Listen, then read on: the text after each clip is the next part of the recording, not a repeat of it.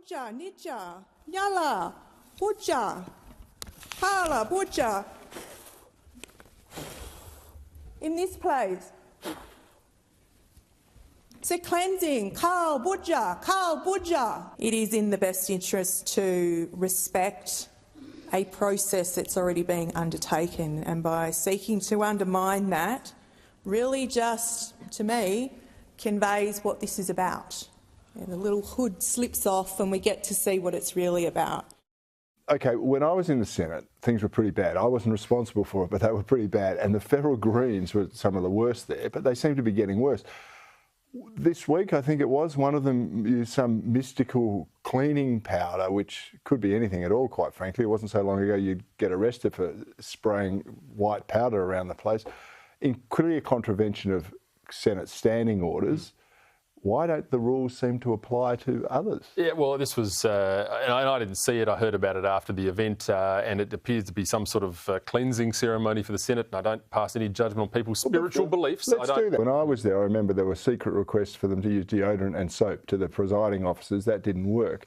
Now they want to spiritually cleanse the Senate. Well, yes. Well, once again, I'll leave you to comment on the past. Of course, that was a different era. But what I would say about this is, I find it extraordinary that if we turned the tables on that and we had, someone else coming in with holy water or anointing the place with oil, there would be a bill given to that person. Something actually happened to Andrew Laming. I think he actually did get a bill at one point for something he did.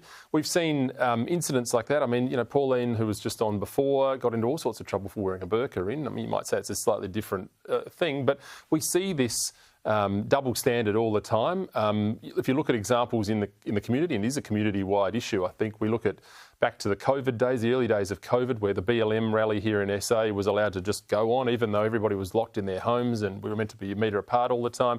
And then, months later, a pro-life rally was put through the ringer by the bureaucrats here in order to keep the numbers low and keep the distances and all the protocols. So, look, I think we see these double standards all the time. The Senate is not an isolated place for these. It's out there in the community as well. People are very tolerant. They don't want to be called names, Corey, and it's a problem. A two-tier justice system, which is exactly what we're seeing on steroids in America right now.